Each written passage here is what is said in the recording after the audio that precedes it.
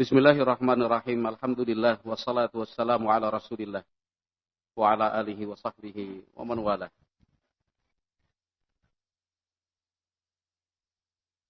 Bait-bait syair yang ditulis oleh Al-Imam Abu Ishaq Al-Ilbiri rahimahullahu taala sebanyak 112. Pada pertemuan yang terakhir bait yang ke-85 yang sudah dibaca. Malam hari ini kita akan melanjutkan pada bait yang ke-86. Sepakat? Atau ada yang beda? Baik, sepakat. Biiznillah, setelah kita menyelesaikan membaca bait-bait syair ini, setiap santri akan diberi tugas berbeda. Gimana itu? Ya, nanti kita akan memberikan tugas yang berbeda. Apa itu tugasnya?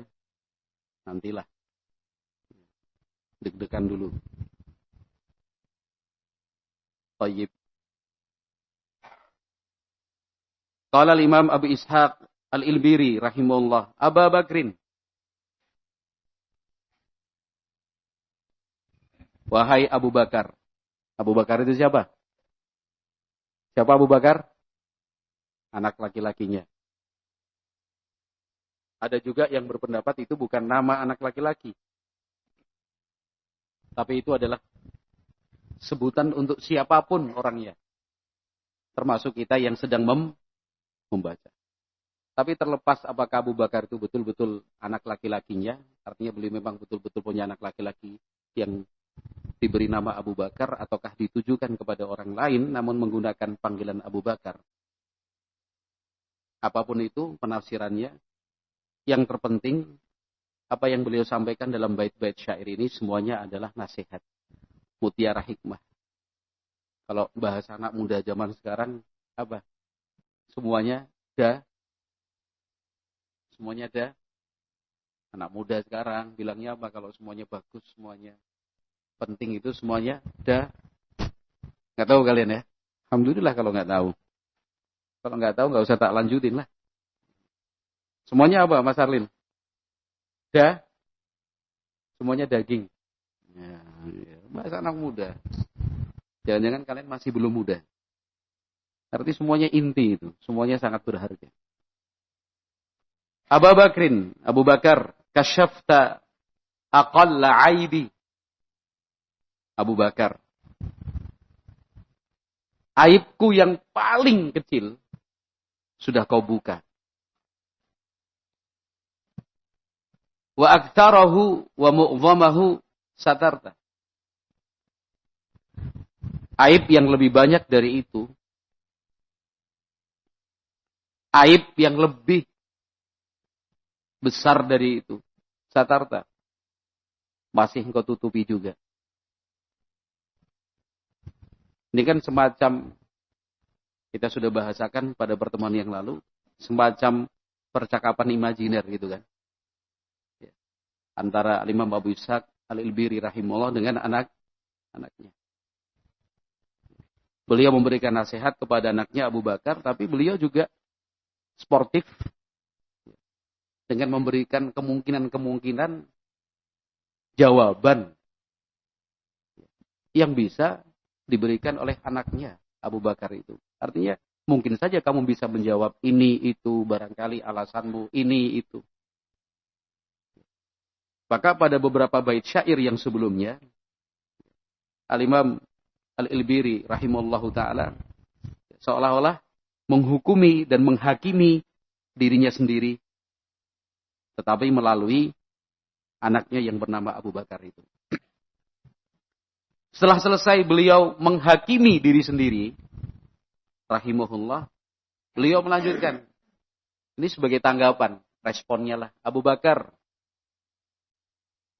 aibku yang paling kecil sudah kamu buka ya. Padahal aibku yang lebih banyak dari itu, yang lebih besar dari itu, masih juga kau tutupi. Faqul ma syi'ta fiyya minal makhazi wa dha'ifha fa innaka qad sadaqta. Abu Bakar, kamu bicaralah semaumu tentang aku. Tentang dosa-dosa dan kesalahanku. Minal makhazi. Wa dha'ifha. Bahkan bila perlu,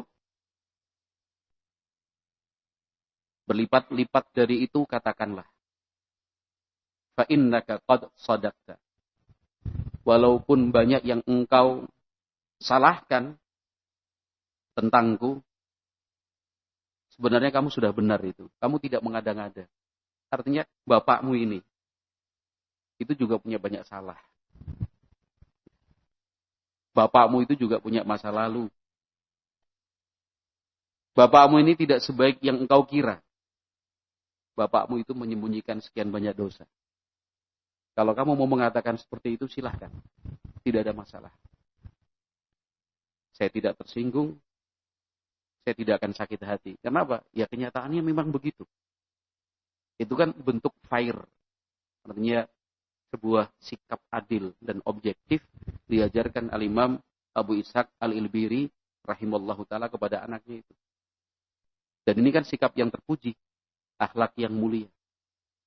Siapapun dari kita, saat menasihati orang lain, lalu orang itu membalas, orang itu juga balik memberikan nasihat, jangan tersinggung, jangan marah. Sampaikan saja, seperti yang disampaikan Abu Ishaq al-Ilbiri rahimahullah.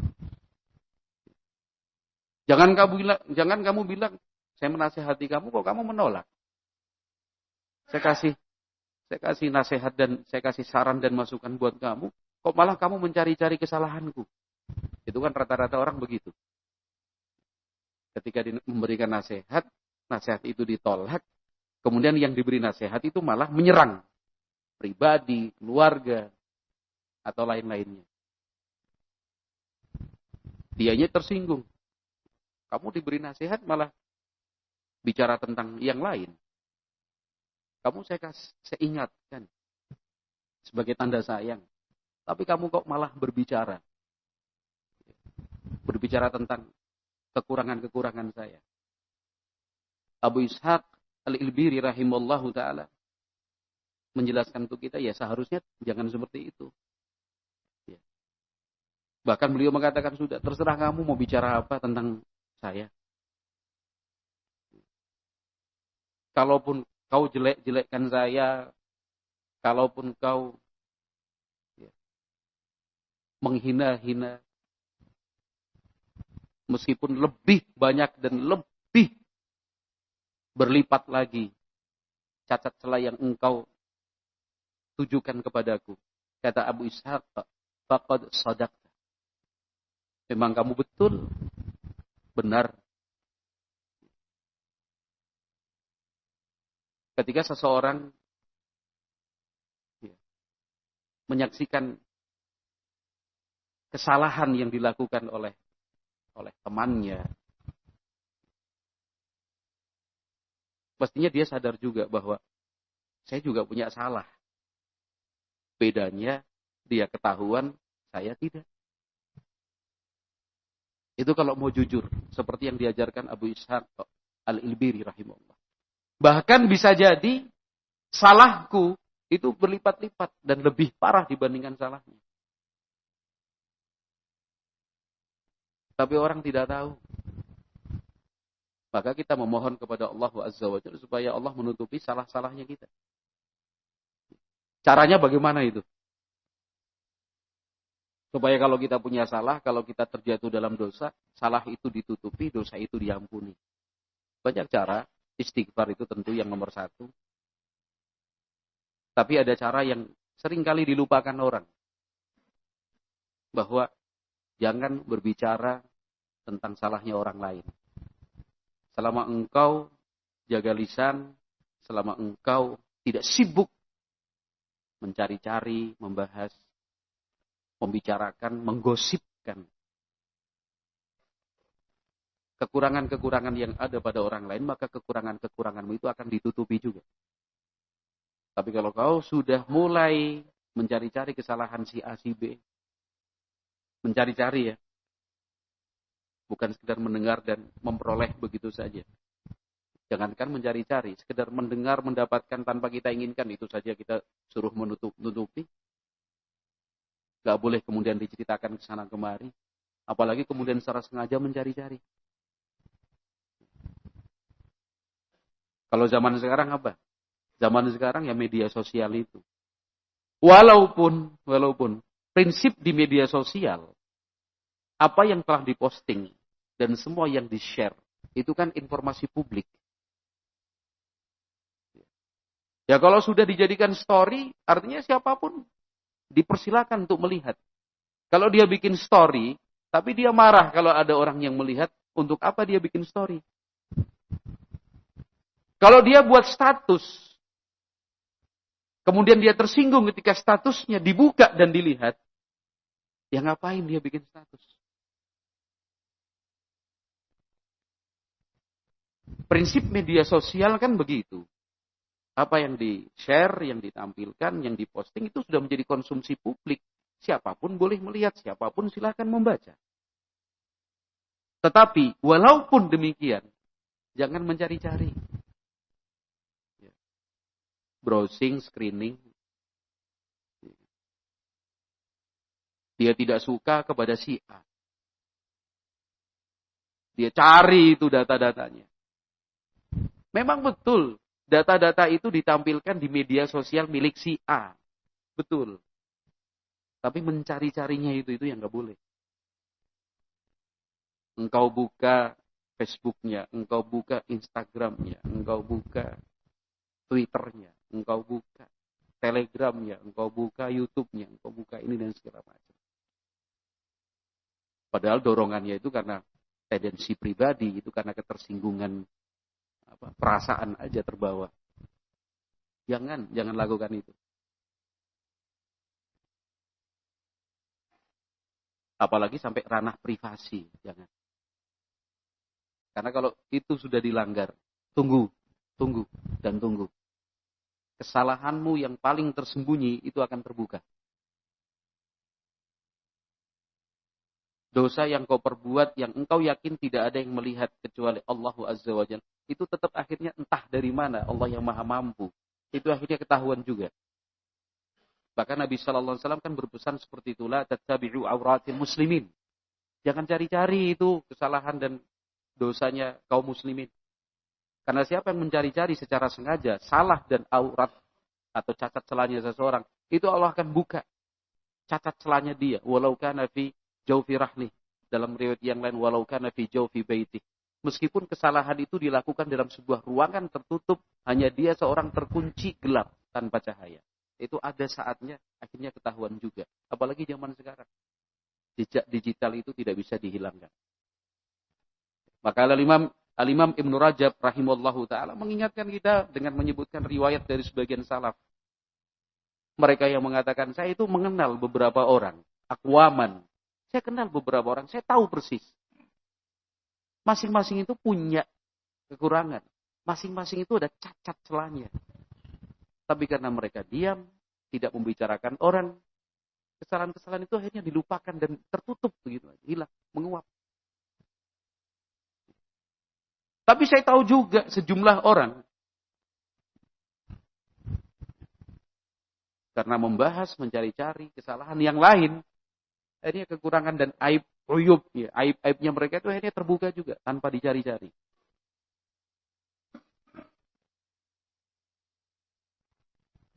Ini pesan dari Imam Abu Ishaq Al-Ilbiri rahimahullah. Qala wa mahma ibtani fali farti ilmi bi batinati ka'annaka qad madahta. Meskipun banyak cacat, setumpuk celah yang kau katakan, yang engkau tujukan kepadaku, itu semua karena memang keterbatasan ilmuku.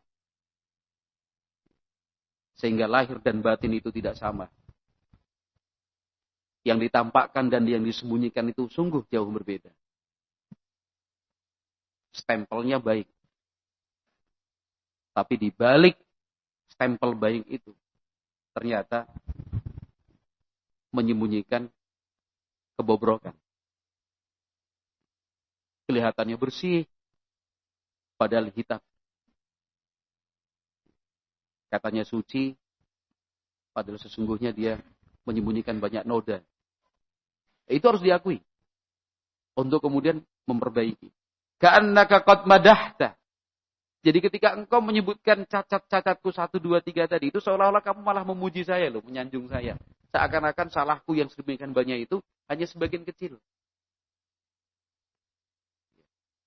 Setumpuk dosa yang sejak lama itu, seolah-olah hanya sedikit saja yang saya lakukan, padahal tidak.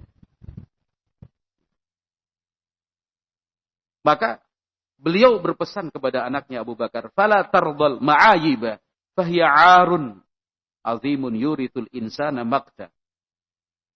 Maka dari itu, kamu jangan mau. Jangan pernah rela untuk mengotori diri dengan berbagai cacat dan aib. Fahiya 'arun 'azimun. Itu sebuah rasa malu yang sangat besar, yurithul insana maqta, membuat orang membencimu. Artinya begini, orang kalau berbuat salah itu otomatis dibenci, apalagi kalau salah itu ketahuan. Lebih-lebih kalau kesalahan itu dilakukan secara terbuka dan terang-terangan, orang itu otomatis membenci. Maka ketika seseorang merasa atau menganggap dirinya kok dibenci, kok dijauhi, orang lain memilih menghindar, ya jangan salahkan yang membenci. Jangan secara sepihak kemudian menyudutkan orang yang menjauh dan menghindari itu. Tapi coba introspeksi diri. Kenapa sih mereka membenci? Kenapa sih mereka menjauhi? Ya sebabnya itu, karena melakukan ma'ayib. Wa tahwi bil wajihi minat thuraya. Yang namanya dosa, itu akan menjatuhkan orang yang terhormat. Kedudukannya bahkan sampai tinggi, setinggi bintang thuraya. Itu jatuh. Gak ada lagi rasa hormat. Dulu dipuja-puja. Dulu dipuji-puji. Dulu disanjung-sanjung. Dulu diharap-harap. Dulu disebut-sebut. Tapi karena dosa, hilang puja-puja. Hilang puji-puji. Hilang sanjung dan harapan itu. Berubah menjadi apa? Celaan. Berganti dengan cercaan. Sebabnya apa? Dosa. Wa tubdiluhu makanal fauqi tahta. Berubah posisi. Dulu al-fauq ada di atas. Sekarang tahta ada di bawah. Sekali lagi, introspeksi diri. Karena kalau sudah berada di tempat yang tinggi, lalu tersungkur jatuh, sebelumnya ada di atas, lalu sekarang ada di bawah.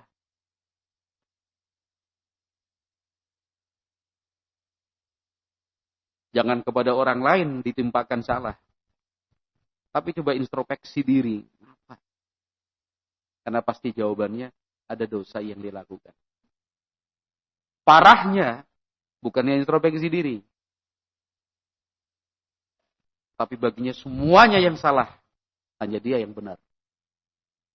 Menurutnya, orang lain itu yang harus diluruskan. Karena dia sudah lurus. Secara syar'i tidak demikian. Secara syar'i dosa itu yang menjatuhkan derajat seseorang.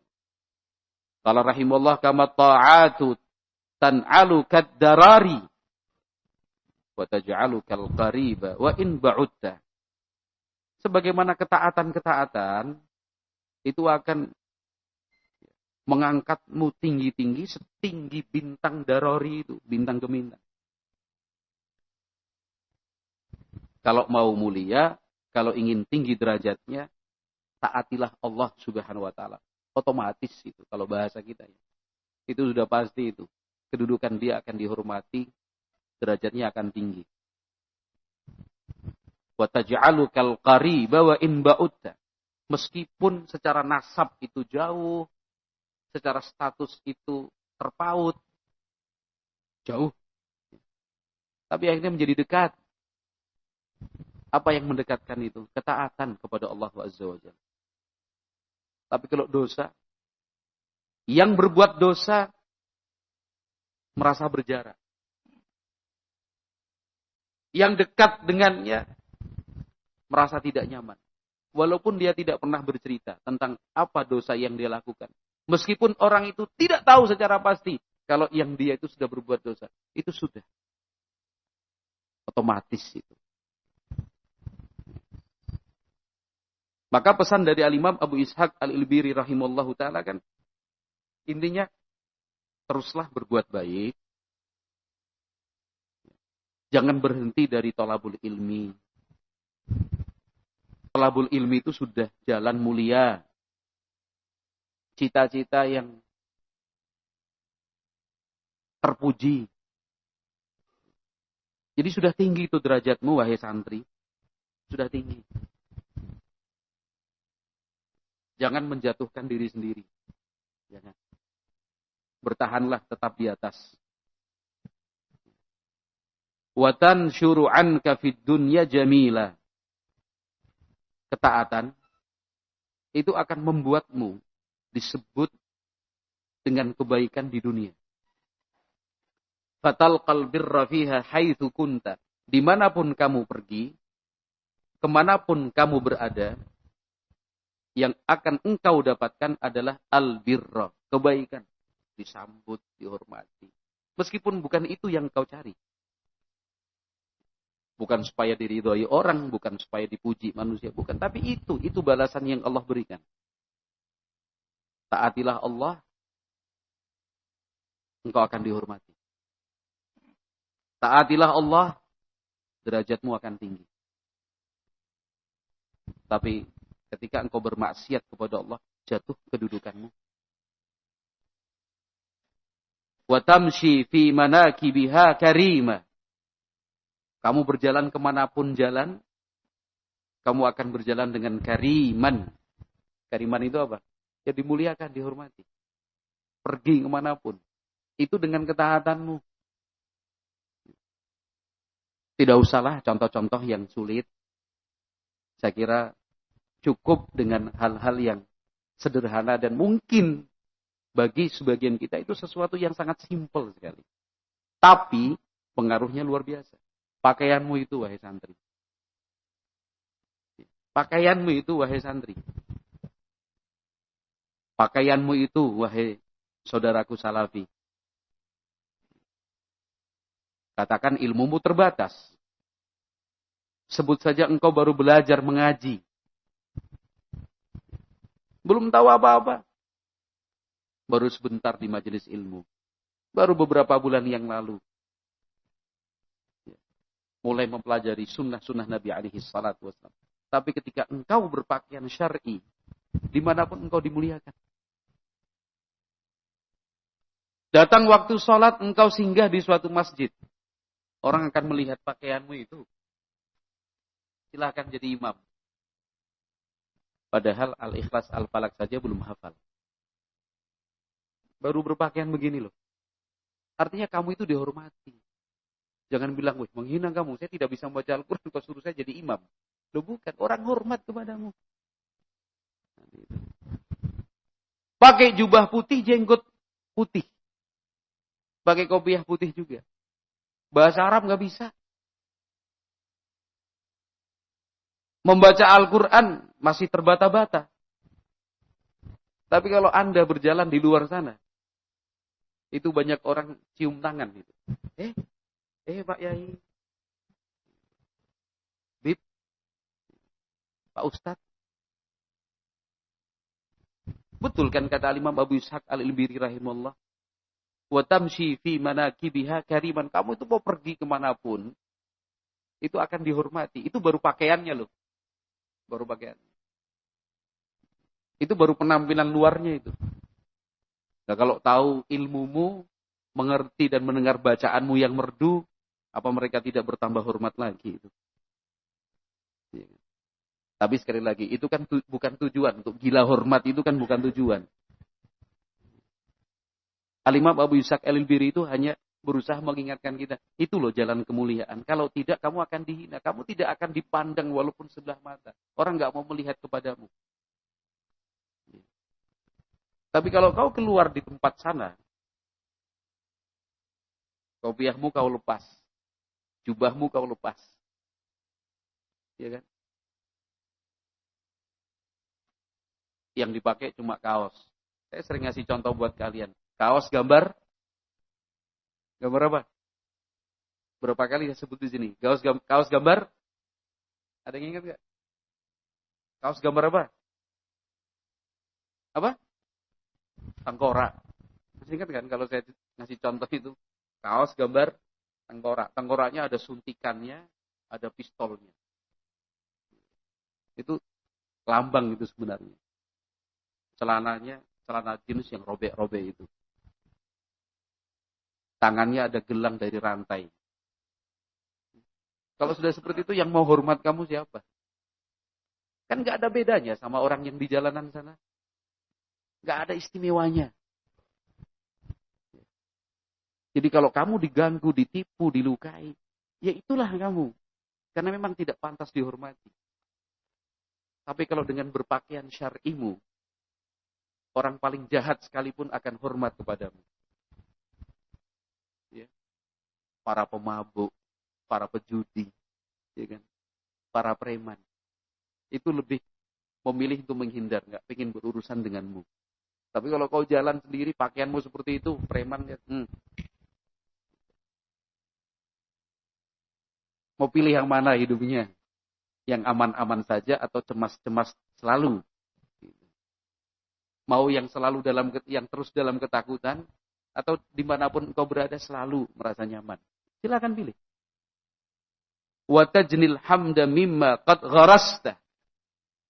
Dimanapun itu yang kau petik, yang engkau tuai, itu adalah alhamda. Apa itu alhamda artinya? Pujian dan sanjungan. Kemanapun kamu pergi, Masya Allah. Barakallahu. Mas, Pak. Dihormati di mana-mana. Mimma qad gharasta. Karena dimanapun engkau berada, yang engkau tanam, bibit yang engkau tebar itu adalah kebaikan. Orang baik itu sekarang diperebutkan loh. Orang baik itu di mana-mana dicari. Karena semakin mendekat kiamat, susah mencari orang baik. Jadilah orang baik. Nilaimu akan naik. Begitu kan? Jadilah orang baik. Nilaimu akan naik. Karena kalau cari orang jahat gak usah cari. Orang jahat itu yang datang mencari. Tapi kalau orang baik, susah kita mencari. Jadilah orang baik, Mas. Wa antal ana lam tu'raf bi'abin. Abu Ishaq Al-Ilbiri itu mengingatkan kita semua loh, terutama untuk adik-adikku, anak-anakku. Kamu sekarang, nak, tidak ada orang tahu kamu itu punya aib. Masih kecil, masih muda. Bertahun-tahun lamanya di pondok lagi. Orang mana tahu kamu itu punya aib. Wala dannasta thawbaka mudh nasya'ta. Sejak kamu lahir, pakaianmu itu selalu bersih, tidak pernah engkau kotori. Ini kan istilah ini. Kehidupan itu diibaratkan dengan pakaian. Kehidupan yang dikotori dengan dosa, itu ibarat pakaian yang dikotori dengan noda. Gitu. Nah, engkau sekarang, wahai anakku, kamu kan masih muda. Kamu belum tahu atau tidak melakukan perbuatan dosa. Kamu masih muda. Kamu belum tahu apa itu dosa. Pakaianmu itu masih bersih. Hatimu itu jernih. Jangan kamu kotori, jangan kamu bikin keruh. Wala sabaqta fi maidani zurin. Karena kamu masih muda, dari kecil belajar agama. Belum pernah kamu kan terjerumus dalam lingkungan yang penuh dengan kebusukan dan penipuan. Dari kecil lahir sudah murotal yang didengarkan. Dari kecil pertama kali bisa mengucap vokal. Orang tuamu yang mendekatkan di telingamu sambil membacakan Allah, Allah. Lafzul jalalah itu kata pertama dalam hidupmu. Dari kecil yang kau ucapkan adalah zikir, istighfar. Dari kecil yang engkau pelajari adalah Al-Fatihah dan surat-surat pendek. Dari kecil yang engkau ingat adalah kalimat syahadatain. Zikir pagi, zikir sore. Yang kau kenal adalah tauhid rububiyah, tauhid uluhiyah, tauhid asma wa sifat. Dari kecil ketika engkau ditanya, siapa nabimu? Dengan tegas kau jawab, Muhammad sallallahu alaihi wasallam. Ketika ditanya, apa agamamu? Tanpa ragu kau katakan, agamaku Islam. Ketika kamu ditanya, Aina Allah, Allah itu di mana? Kau dengan tegas mengatakan, Allah fis sama, di atas langit sana. Tapi anak-anak kecil yang seusiamu di luar sana, yang jumlahnya entah berapa juta, ditanya apa agamanya saja, dia bingung menjawabnya. Ketika ditanya Allah itu di mana, dia bilang di mana-mana. Karena dia tidak tahu akidah yang benar seperti apa. Ditanya tentang rukun Islam, dia bilang 6. Rukun iman ada 5. Disuruh menyebutkan satu persatu, dia tidak bisa. Artinya Abu Ishaq Al-Lubiri itu mengingatkan anaknya, nak, kamu itu masih bersih. Kamu itu masih suci. Jangan kau kotori dirimu. Wala awda'ta fihi wala khababta. Kamu itu tidak pernah terjerumus dalam sebuah tempat, lingkungan yang melakukan hal-hal rendah. Berbuat sesuatu yang jahat. Enggak. Fa'illam tan'a anhu nasyibta fihi. Kalau kamu tidak menghindar dan menjauh dari lingkungan seperti itu, kamu akan terperangkap di sana. Waman laka bil khalasi idza nasyibta. Kalau kamu sudah terperangkap di sana, idza nasyibta, terperangkap dalam lingkungan seperti itu, man laka bil khalasi. Ada yang bisa menolongmu? Ada yang mampu menyelamatkanmu? Ada. Allah saja. Tidak ada yang lain. Tapi jangan coba-coba. Sudah baik-baik engkau dalam lingkungan ilmu. Sudah baik-baik engkau di tengah-tengah orang saleh. Jangan berpikir walaupun coba-coba. Jangan berencana meskipun alasannya penasaran saja. Aku ingin masuk diskotik lah. Aku ingin tahu ruang karaoke itu seperti apa. Aku mau mencoba sirkuit. Aku ingin menjajal balapan liar itu bagaimana. Aku ingin tahu yang namanya pacaran itu semanis apa. Daripada penasaran, saya ingin mencoba. Kerja itu bagaimana. Jangan. Jangan coba-coba. Kenapa? Sekali engkau masuk, waman laka bil khalasi idza nasyibta. Kalau udah terlanjur masuk, terperangkap di situ. Siapa yang bisa menolongmu? Siapa yang mampu menyelamatkanmu? Ya, Allah tentunya. Tapi siapa yang bisa menjamin? Siapa yang bisa menjamin? Banyak teman-temanmu yang dulu duduk bersimpuh sama-sama denganmu dalam talabul ilmi. Semangatnya luar biasa, cerdasnya itu diakui semua. Tapi siapa yang tidak bersedih? Siapa yang kemudian tidak ikut terluka? Ketika setelah sekian lama tidak berjumpa, sekali berjumpa, dia datang dengan menutup hidung dan mulutnya. Dia pakai masker hitam itu, dia tunggu di depan masjid. Di atas tangga-tangga. Siapa yang tidak bersedih, siapa yang tidak terluka? Ketika kita naik di atas tangga-tangga dengan Ustadz Mukhtar. Siapa ya? Saya Fulan Ustadz. Cek, buka cek maskermu. Masya Allah. Neng diwae, dari mana aja gak ketemu lama. Kamu gak mondok lagi di sana? Mboten Ustadz, enggak Ustadz. Terus piye, gimana? Sekarang kerja Ustadz. Kerja di mana? Di kota sana. Kerja apa? Dia sebut nama sebuah tempat. Ya saya nggak tahu juga tempat itu tempat apa. Maka saya lanjut dengan bertanya, tempat opo gue? Itu kerja apa? Di diskotik, Ustaz. Ini bukan cerita yang saya buat-buat, ini nyata. Saya peluk dia, saya usap punggungnya, bes. Yang penting ngaji ya. Saya tidak bilang ini dan itu, saya tidak katakan dalam untuk mencela atau menghina, enggak. Saya kira tidak tepat saat itu waktunya. Saya cuma peluk dia, saya usap punggungnya, anak muda. Saya bilang, yang penting ngaji loh. Ya Ustaz.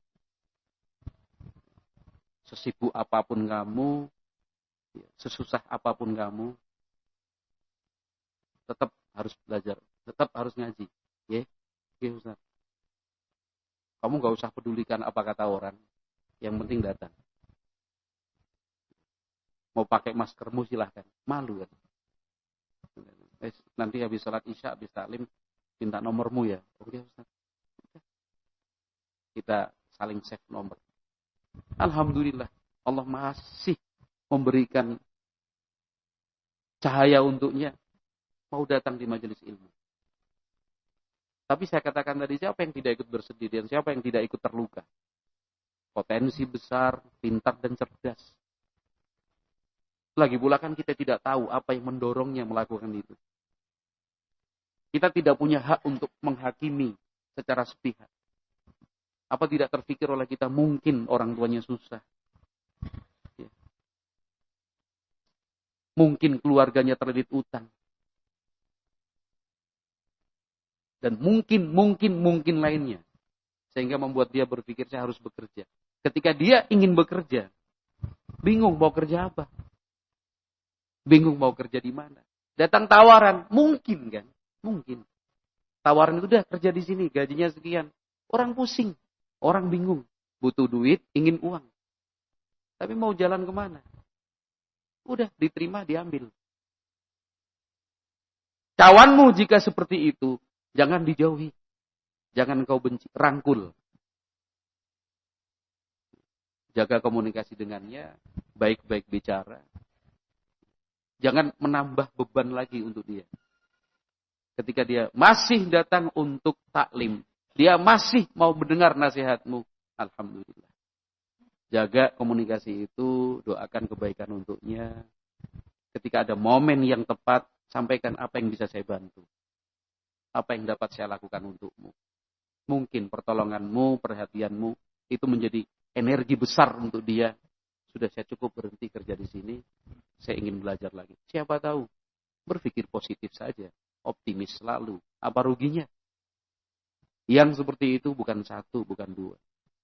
Yang saya temui, sudah banyak orangnya. Saya bilang bukan satu, bukan dua. Sudah banyak kawan-kawanmu, adik-adikku, ya, yang kondisinya seperti itu, bingung dia. Dia datang ke rumah full tato di sini.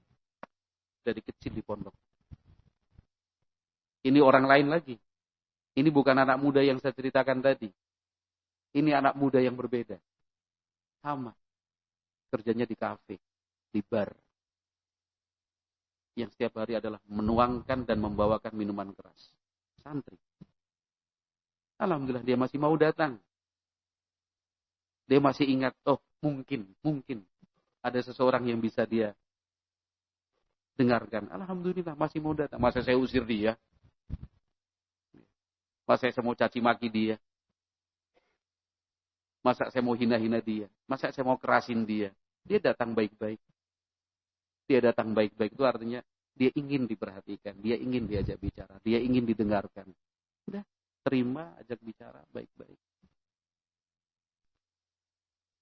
Tapi yang saya maukan di sini, adik-adikku para santri hafidhukumullah, jangan coba-coba. Oh sudah gitu aja lah. Nanti kalau udah mulai tersesat, saya datang aja ke Ustadz. Bukan. Saya tidak berbicara itu. Saya cuma ingin menyampaikan kepada kalian yang sudah terlanjur masuk di dunia itu. Sulit untuk keluar. Hidayah itu Allah yang punya. Hidayah itu Allah berikan kepada siapa yang ia kehendaki. Tapi jangan coba-coba. Sudahlah, bertahanlah di lingkungan ilmu, bersabarlah di tengah-tengah orang yang saleh ini. Ya, kita saling menutupi aib, ya, kita saling mendoakan untuk tetap istiqomah. Pahit mas, pahit.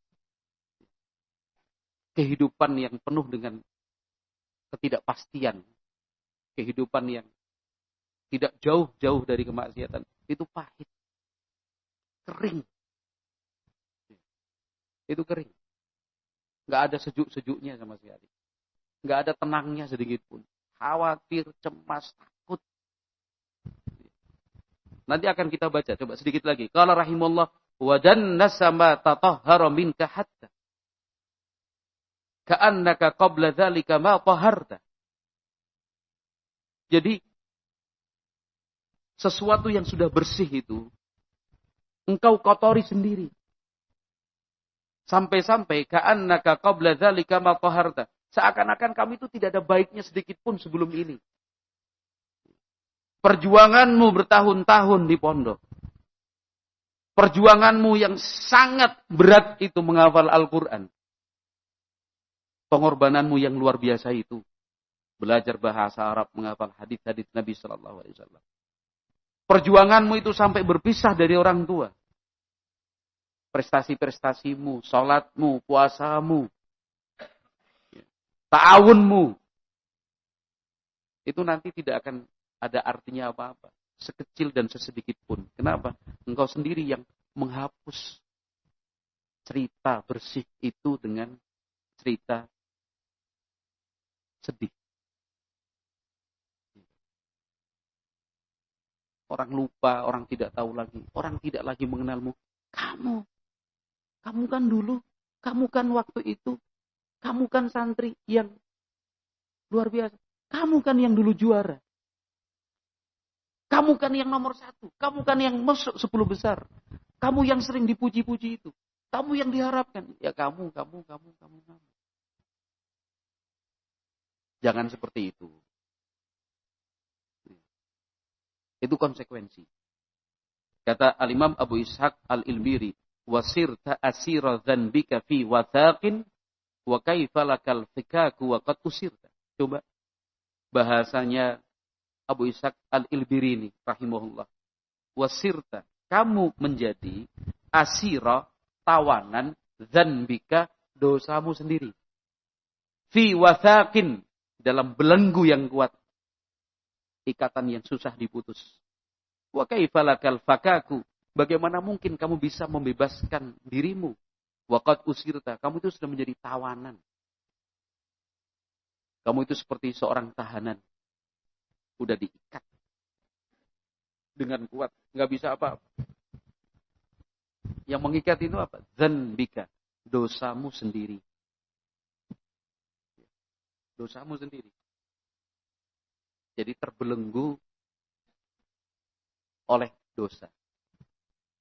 Terpenjara dalam kesalahan. Terjerumus dalam lubang yang dia buat sendiri. Dia tersesat dalam kegelapan yang dia ciptakan sendiri. Sekali lagi, jangan sampai seperti itu maksudnya. Berjuang dan bersabar untuk tetap terus bertahan di jalan ilmu. Itu yang dimaukan oleh Imam Abu Ishaq Al-Ilbiri rahimahullahu ta'ala. Wallahu alam bisawab. Itu yang bisa kita sampaikan. Ya. Sampai 98, karena yang 99 dan bait 99 itu sudah beda pembahasan. Sudah berganti tema itu. Tapi masih tetap berkaitan itu dalam satu rangkaian. 99 dan seterusnya itu sudah berbeda. Wallahu a'lam bishawab. Mudah-mudahan besok pagi ya. Malam ini cukup satu sesi. Besok pagi subuh insyaallah kita selesaikan. Bagaimana? Bismillah. Bismillah enggak ini? Ya, bukan dalam rangka cepet-cepetan selesai, enggak. Ya. Karena sebatas membaca dan menerjemahkan saja itu sebenarnya sudah cukup. Tapi dikit-dikit kita kasih keterangan tambahan, beberapa contoh, mudah-mudahan bisa lebih mengena dan lebih mudah dicerna. Tapi insya Allah kita berniat besok pada subuh kita selesaikan dari 99 sampai 112. Tidak banyak juga itu. Kemudian ya ada tugas buat kalian. 1 pekan sebelum yang terjadwalkan bulan depan ke sini, hasil tugas itu harus terkirim buat saya dalam bentuk tertulis rapi, PDF boleh, tulisan tangan boleh. Itu tiket untuk bulan depan saya ke sini lagi. Kalau kalian tidak kerjakan, bulan depan kita libur dulu ya. Sepakat? Sepakat nggak? Oh, nggak berani kalian. Sepakat nggak? Abu Hamad sepakat nggak? Besok pagi selesai. Saya kasih tugas nih buat santri. Harus selesai dikirim buat saya seminggu sebelum jadwal rutin ke sini. Apa ya? Tugas ini. Oh, 1 orang cuma 1. 1 santri cuma 1 tugas, beda satu sama yang lainnya. Oh, tunggu dong. Dan tidak mungkin saya ngasih tugas yang mereka tidak mampu melakukannya. Bagaimana? Karena yang akan saya sampaikan adalah sesuatu yang akan saya tanyakan adalah sesuatu yang sudah saya sampaikan. Tugas yang berikan adalah hal-hal yang sudah saya bacakan. Bagaimana Pak Ahmad? Antum jadi jurinya ini. Ya, baik. Deal. Besok subuh kita selesaikan, saya kasih tugas. Kalian yang santri asrama ada berapa? Berapa? 62.